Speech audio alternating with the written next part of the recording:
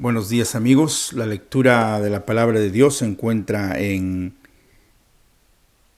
el libro de los Hechos, el capítulo 13 para el día de hoy, y vamos a leer durante el sermón, pero la parte que voy a leer el día de hoy va a ser la última parte. Es un capítulo muy interesante y les animo a ustedes a leerlo en su totalidad, pero vamos a leer lo que dice la Biblia aquí en el versículo 42. Cuando salieron ellos de la sinagoga de los judíos, los gentiles les rogaron que el siguiente día de reposo les hablasen de estas cosas. Y despedida la congregación, muchos de los judíos y los prosélitos piadosos siguieron a Pablo y a Bernabé. Y quienes hablándole les persuadían a que perseverasen en la gracia de Dios. El siguiente día de reposo se juntó casi toda la ciudad para oír la palabra de Dios. Pero viendo los judíos la muchedumbre, se llenaron de celos y rebatían lo que Pablo decía, contradiciendo y blasfemando. Entonces Pablo y Bernabé, hablando con denuedo, dijeron: a vosotros a la verdad era necesario que se os hablase primero la palabra de Dios. Mas puesto que la desecháis y no os juzgáis dignos de la vida eterna, he aquí nos volvemos a los gentiles. Porque así nos ha mandado el Señor diciendo: te he puesto para luz de los gentiles, a fin de que seas para salvación hasta lo último de la tierra. Los gentiles, oyendo esto, se regocijaban y glorificaban la palabra del Señor, y creyeron todos los que estaban ordenados para vida eterna. Y la palabra del Señor se difundía por toda aquella provincia.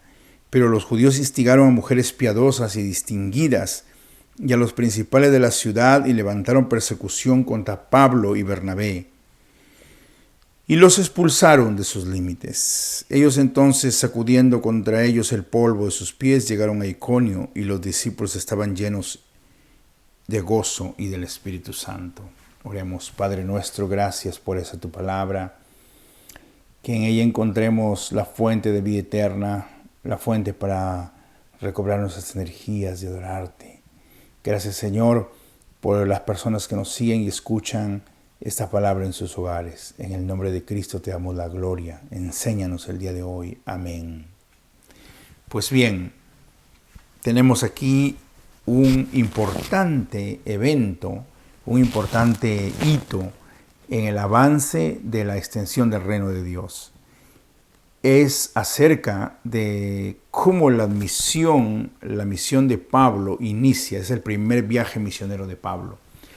Y es interesante notar cómo Dios utiliza a Pablo para predicar a judíos y a gentiles, pero para enfocarse principalmente en cumplir ese mandamiento divino, el cual se anuncia aquí, de que él iba a ser el apóstol a los gentiles, y la palabra de Dios iba a alumbrar, y iba a ser entonces el mensaje de Dios, el mensaje de Cristo como luz para las naciones. La palabra gentil y naciones viene a ser similar en el idioma griego. Esta es la promesa que Dios dio a Abraham. Y antes de iniciar este sermón, yo quisiera decirles a todos vosotros que existe la idea de que el concepto de la misión o de las misiones surge solamente con la iglesia cristiana. Y eso no es así. Sin embargo, nosotros lo vemos en el Antiguo Testamento. Ya existía esa idea de la misión de Dios, de que Dios había enviado en una labor misionera. Ustedes recordarán a Jonás, cómo Jonás es enviado con una voz profética misionera para la conversión del pueblo de Nínive. Y cómo el pueblo de Nínive es librado de la destrucción a través de la obra misionera de Jonás. Entonces nosotros vemos ese deseo y ese plan de alcanzar, de ser bendición a todas las naciones ya estaba presente. Y aquí, con la bendición del Espíritu Santo, nosotros vemos cómo este plan llega a una dimensión mayor, superior. Eso es lo que vemos aquí, a un cumplimiento, a un hito importante. Pero como ya existía esa idea misionera, los judíos pensaban en las naciones. Es para nosotros un mito creer de que los judíos eran enfocados solamente en los judíos y nada más. Es verdad que ellos establecían en los límites de la fe judía la prioridad. Sin embargo, no debemos pensar de que ellos de alguna manera eran tan cerrados de mente o carecían de inteligencia para poder entender de que Dios había prometido que en Abraham serían benditas todas las familias de la tierra. Pero ellos tenían su forma cómo hacer una misión, de tal manera que no era la misión de Dios, sino era una misión más nacionalista y política que una misión de Dios. Una de las cosas interesantes que nosotros vemos en este pasaje bíblico aquí es cómo los judíos logran de alguna manera derrotar, por decirlo así, quiero ponerlo de esta manera, a Pablo y lograr la expulsión de Pablo de esta ciudad que nosotros vemos, Antioquía de Pisidia. Es muy interesante que había solo una sinagoga ahí. Es decir, los judíos probablemente no eran muchos ahí. Sin embargo, ellos habían tenido conexiones, habían podido alcanzar a los gentiles de aquel tiempo. Por eso cuando Pablo se dirige a ellos, se dirige como judíos y gentiles temerosos de Dios. Así se les llamaba a ellos, temerosos de Dios, aquellas personas que eran gentiles y que se habían acercado a la fe judía. Es decir, los judíos también habían hecho su evangelización y también tenían su sentido de misión. Interesante aún más cómo ellos utilizan a las damas, a las mujeres de aquel lugar, para que ellas influencien, mujeres de prestigio. Nosotros lo podemos leer aquí, usted lo puede leer al final del capítulo 13, cuando dice, versículo 50, pero los judíos instigaron a mujeres piadosas y distinguidas y a los principales de la ciudad. Es decir, que esas mujeres realmente eran gentiles. Y en los escritos paralelos de aquel tiempo y aún de posteriores se ve cómo se reporta que muchas mujeres se habían convertido al judaísmo. De alguna manera esto era tolerado porque si ustedes se dan cuenta de una cosa muy interesante, uno de los requisitos que se hacía para que la persona pertenezca a la fe judía era la circuncisión. Y obviamente la circuncisión no se aplicaba a las mujeres, sino a los varones. Y era muy difícil para los varones de aquel tiempo llegar a tomar, especialmente para los romanos y los gentiles, llegar a tomar ese paso. Ellos permitirían que sus mujeres se unan hasta cierto punto, toleraban, se unan a este grupo de personas, tengan ese alcance o sean alcanzados, mejor dicho, por los judíos. Pero no aceptaban que necesariamente todos los varones de la sociedad gentil puedan llegar a ser judíos. Entonces los judíos habían encontrado en las mujeres de aquel tiempo, las mujeres gentiles, no solamente en este pasaje, en muchos pasajes se ve eso, una oportunidad como hacer entrar la palabra de Dios, la Torá, la ley judía, a los corazones, a la cultura gentil, y con eso habían desarrollado una misión. Pero ¿en qué sentido la misión de Pablo es diferente? Y por eso hablamos aquí de una misión diferente. Este pasaje nos muestra principalmente 4 elementos de cómo ellos marcan la diferencia en la misión. Primera cosa, nosotros vamos a ver la comisión, cómo Dios les envía en esta gran comisión, el cumplimiento de la gran comisión. La segunda cosa que vamos a ver es cómo Dios crea en esta misión la proclamación del Evangelio. Y la tercera cosa es la aplicación de ese Evangelio a la vida de las personas. Y una cuarta y última cosa que vemos en este pasaje es la reacción de la gente a la misión. Esas 4 cosas marcan una gran diferencia. El día de hoy hay muchas misiones y muchas misiones van a tener mucha similitud con lo que Pablo hace, con la misión de Pablo que es guiada por el Espíritu Santo. Pero hay muchos ajustes y hay muchos arreglos que la misión del día de hoy necesitan hacer. Entonces, que esto sea para nosotros una bendición de cómo podemos cumplir la misión de Dios en base a este llamado divino, ¿ok? Primero hablemos acerca de la comisión. Vemos nosotros que Pablo y Bernabé no se fueron a predicar porque se les ocurrió, porque se les vino a la mente. No, recuerdo una oportunidad, un muchacho vino a buscarme en la noche, ya tarde en la noche, me dijo: pastor, quiero que me dé permiso para hacer misiones, porque he sido enviado a hacer misiones, ¿no? Y de alguna manera los pastores no damos permiso para hacer misiones, es algo que viene de las cortes de la iglesia. Sin embargo, me pareció interesante cómo este muchacho, este joven apasionado por el evangelio, había creado la idea de que hacer misiones era algo que podía surgir de la nada, sin que haya una preparación, sin que haya una comisión, sin que haya un envío. Y es verdad, Cristo nos ha enviado a todos a ser misioneros. Eso es el aspecto positivo de este muchacho, es que había entendido esa parte del evangelio. Cristo misionero te quiere misionero, ¿no? Ese es un eslogan de un grupo misionero, pero es muy interesante. Cristo misionero te quiere misionero. Si tú eres creyente, si tú eres cristiano, tienes que ser misionero.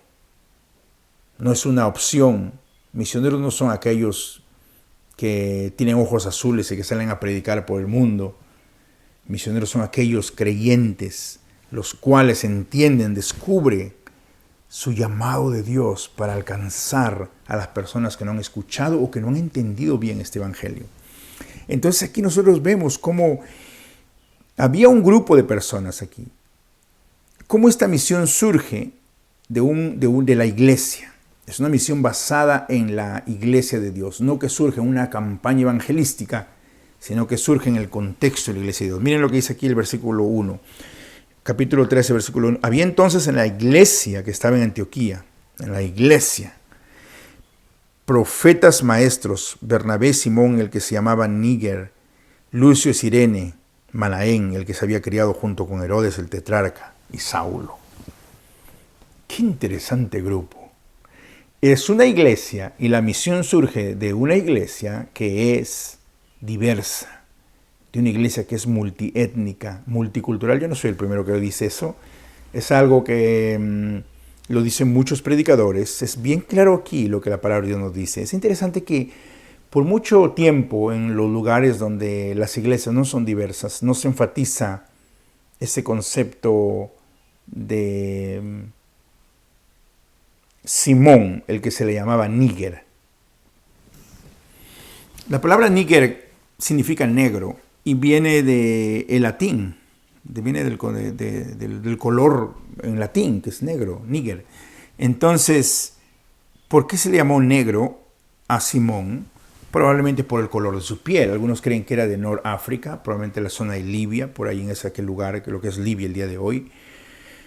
Significa que habían personas de diversos colores. Enfatizado esto, no como un sentido peyorativo, pero sino como un sentido calificativo normal, porque no existía ese racismo que quizás ha existido después de la esclavitud en las Américas. Había esclavitud en aquel tiempo, pero la esclavitud no estaba asociada al color de la piel, como fue la esclavitud posterior.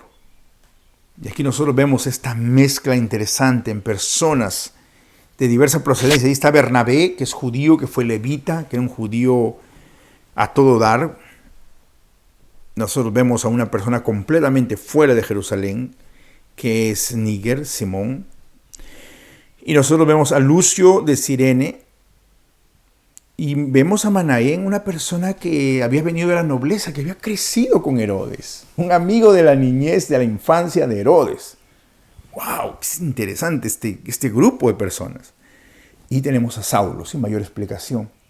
Un fariseo, una persona judía que había perseguido a la iglesia. Es un grupo de personas que es mencionado aquí, los cuales entonces lideran, son los maestros, son los profetas de la iglesia de Jerusalén. Perdón, de la iglesia de Antioquía y Pisidia. Pero una misión no puede surgir dentro de un concepto monoétnico. Usualmente en el pasado ese ha sido el error de las misiones, que las misiones creen de que una raza va a evangelizar a otra raza, que un grupo humano un color de piel tiene que enseñarle o evangelizar a otro color de piel. Está bien si es que así está distribuida la palabra de Dios, pero el día de hoy no es así. Estados Unidos tiene personas de diferente color de piel, diferente estrato social. ¿Por qué tendría que las misiones ser misiones de blancos para personas de Latinoamérica o del África? ¿Por qué los viajes misioneros tendrían que ser de solamente un color de piel? Esto en la Biblia no vemos, eso no es el concepto de la pluralidad. ¿Y por qué lo decimos eso? ¿Por qué tiene que haber esa pluralidad? No porque es la moda, que podría ser la moda. Si es así es terrible porque viene otra moda y cambiamos. No porque es simplemente políticamente correcto hacerlo. No porque es de acuerdo con una agenda social o política, no. Sino es porque la misma razón de que Dios está diciendo que el Evangelio es universal en el sentido de que va a llegar hasta lo último de la tierra. Ahí donde se ve la universalidad y la catolicidad de la iglesia en esta multiforme masa de personas. Significa que el Evangelio de Cristo es tan poderoso que puede unir gente de diferentes sectores. No importa el sector de donde usted proceda, donde usted venga, el país donde usted venga, usted es unido en un solo grupo que es leal a Jesucristo y que predica a Jesucristo. Amado hermano y hermana, el día de hoy, ¿dónde está su lealtad? ¿Dónde está su principal lealtad? ¿Para quién late su corazón principalmente? Es verdad, todos tenemos nuestras pasiones, nuestros gustos, nuestros deseos. Sin embargo, si usted es creyente, si usted obedece este llamado misionero de Dios, su corazón tiene que ser leal a Cristo y a su iglesia, la cual no pertenece a ninguna nación, no pertenece a ningún color, no pertenece a ningún estrato social, sino pertenece a Cristo y pertenece a la comisión que Cristo ha dado para hacer misión. Segundo punto interesante de este proyecto misionero, es el proyecto misionero del Espíritu Santo, es que esta misión es basada en la proclamación del Evangelio. Esto nosotros vemos aquí bien claro, cómo más adelante ellos son enviados, viajan y toman mucho riesgo y muchos, viajar en aquel tiempo no era fácil, pero con un objetivo, con el objetivo de proclamar el Evangelio de Dios.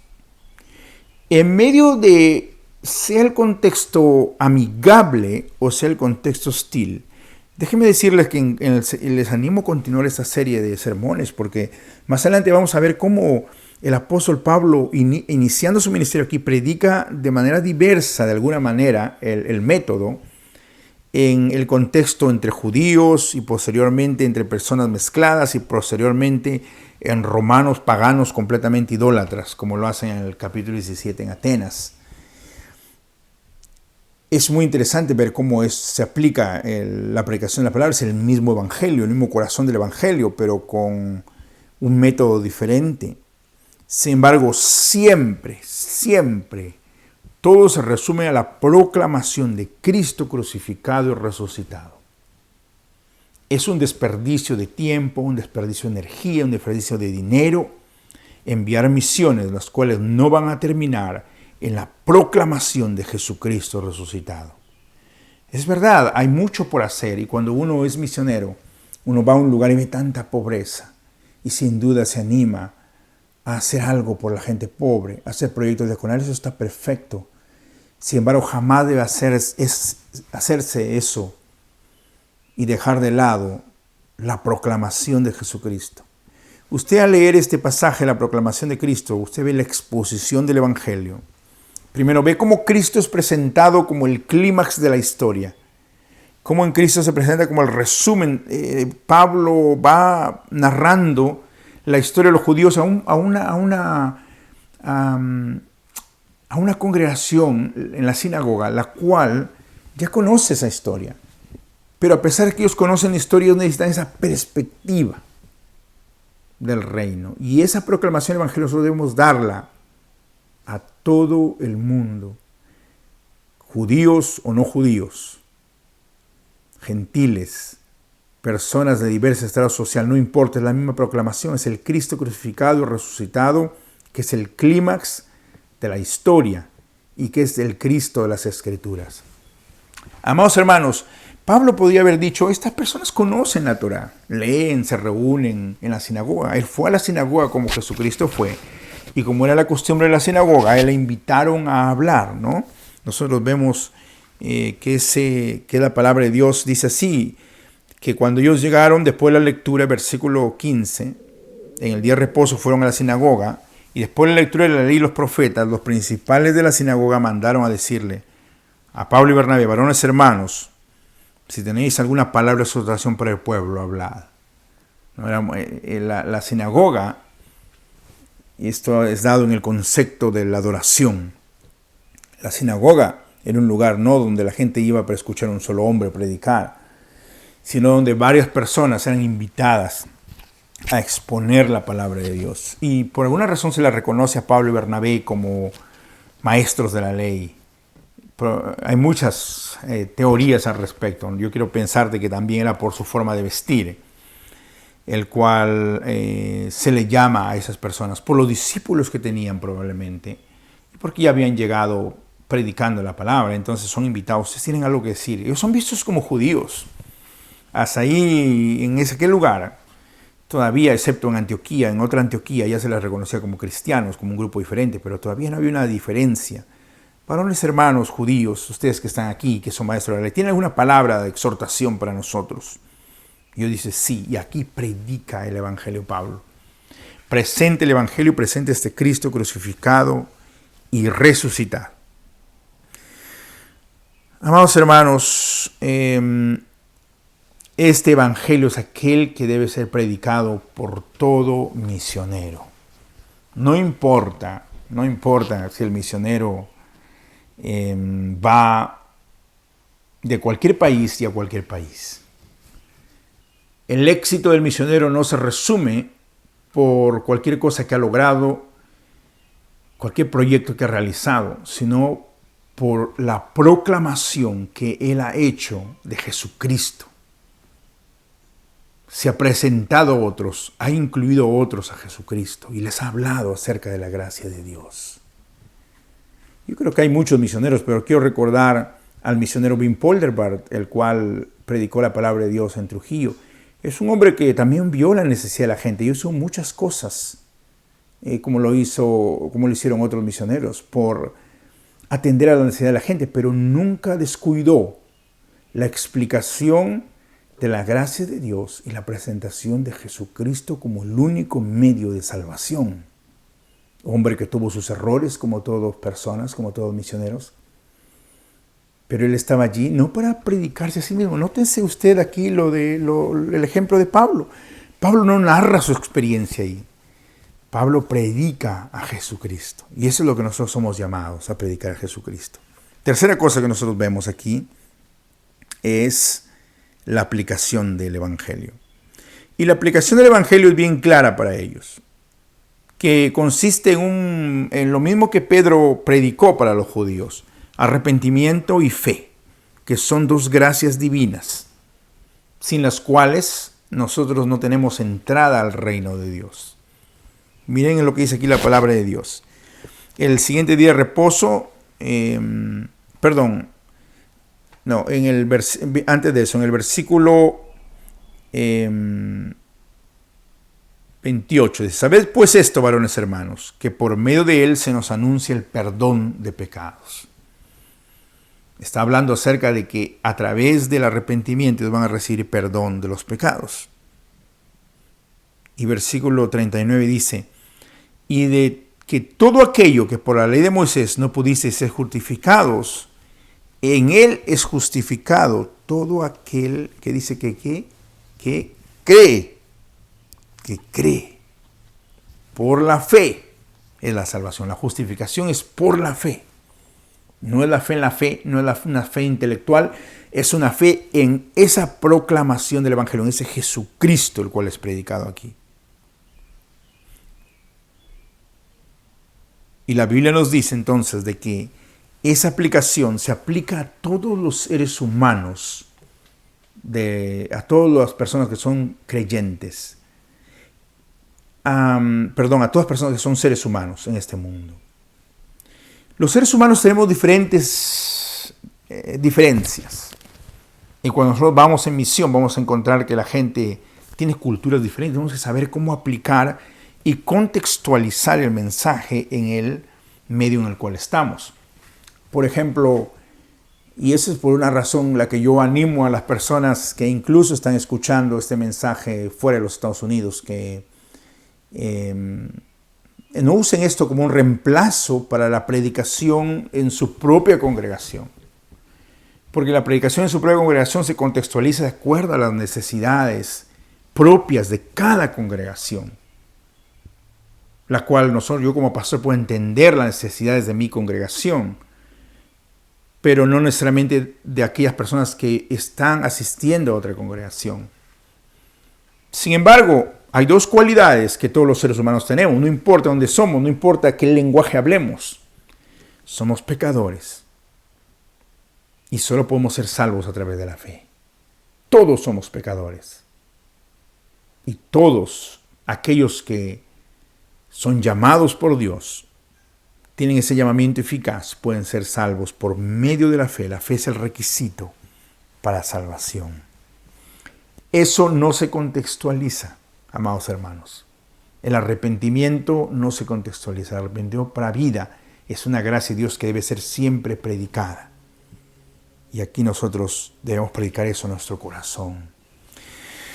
Si el día de hoy usted ha perdido quizás en su mente esta idea de que el Evangelio es lo central, siente que hay otras cosas, otras prioridades que están pasando en su vida, yo le llamo a volver a ese primer amor, de priorizar la palabra de Dios y la proclamación del Evangelio. Amados hermanos, estas personas eran personas que estaban leyendo la Escritura, pero sin embargo, aunque leían la Escritura, no habían aplicado la palabra de Dios a su vida correctamente. Eso animo si usted ha leído la palabra de Dios y por alguna razón no ha aplicado a su vida, no hay una conversión en usted, que usted medite en esta palabra de Dios el día de hoy.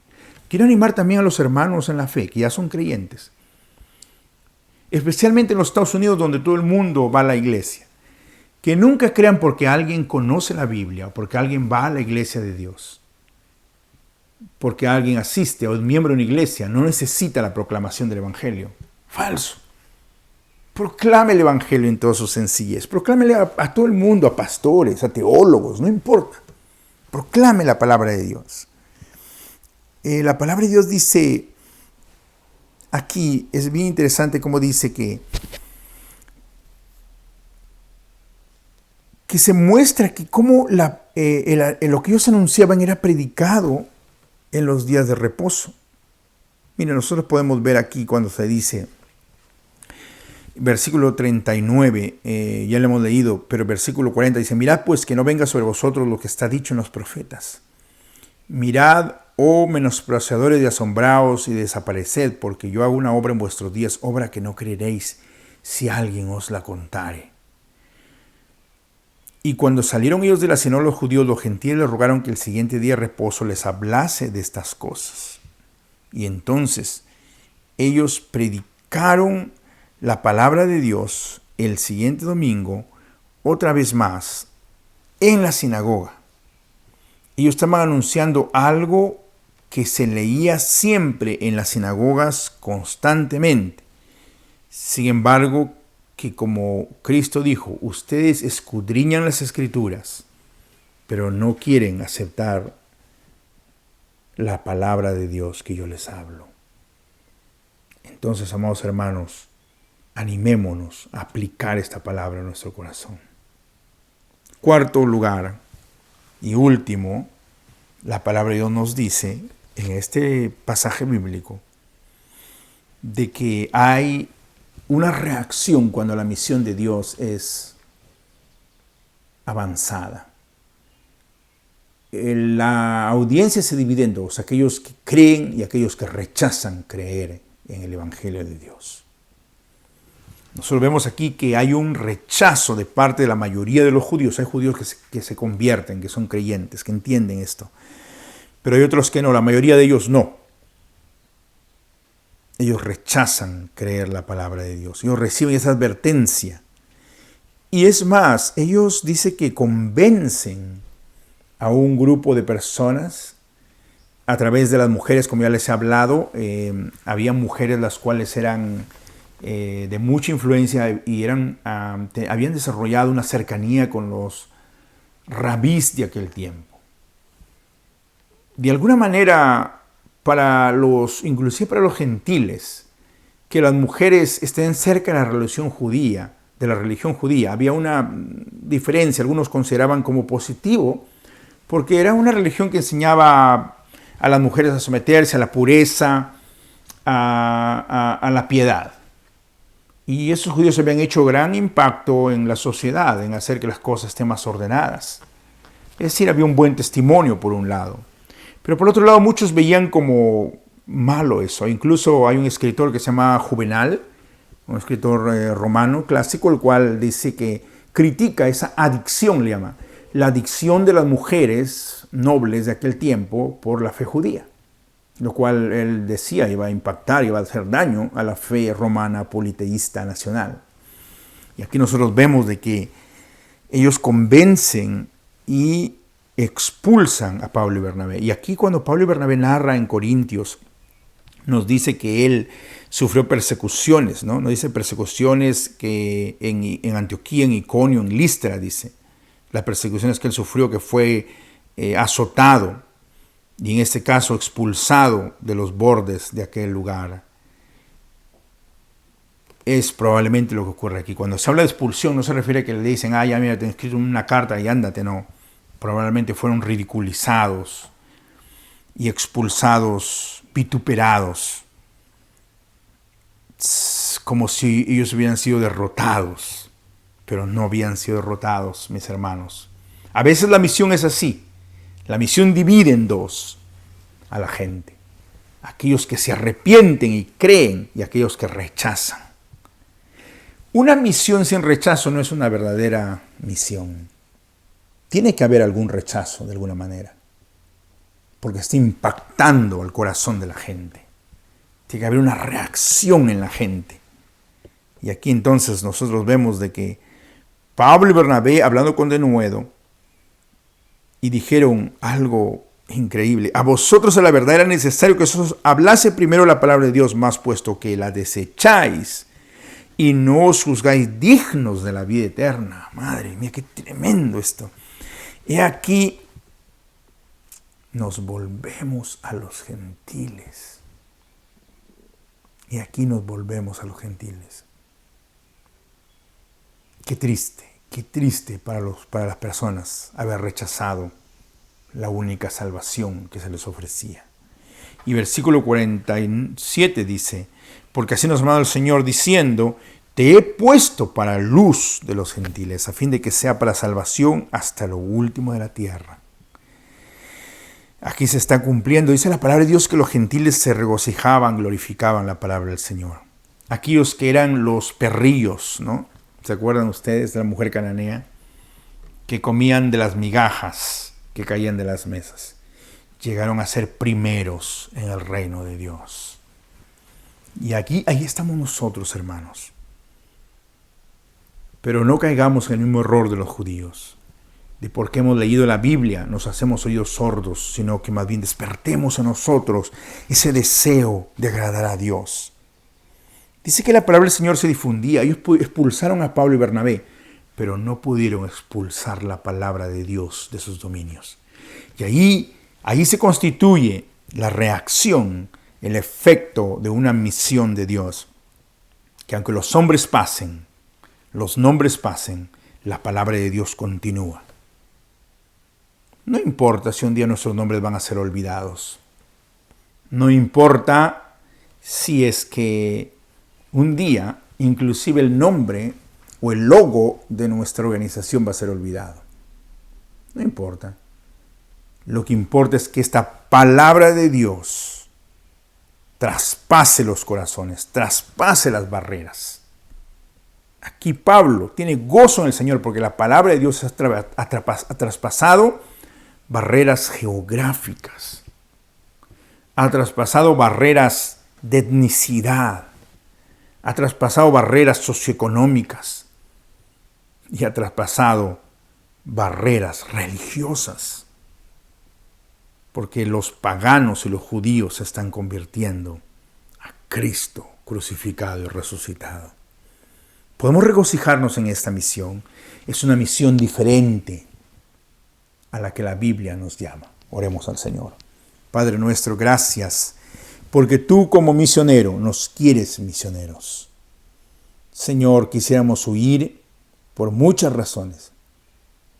Quisiéramos bajar la guardia. Perdemos nuestro primer amor. Leemos las Escrituras y sentimos que ellas no nos hablan. Quizás es así con muchos de nosotros. Hoy, Señor, reavive el fuego a través de la obra de tu Espíritu Santo en nosotros.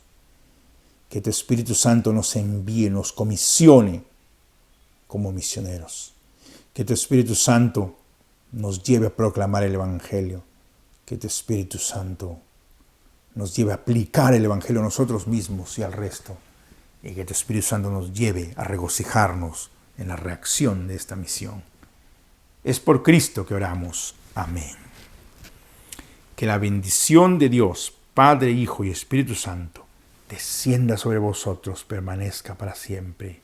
Amén. Dios les bendiga.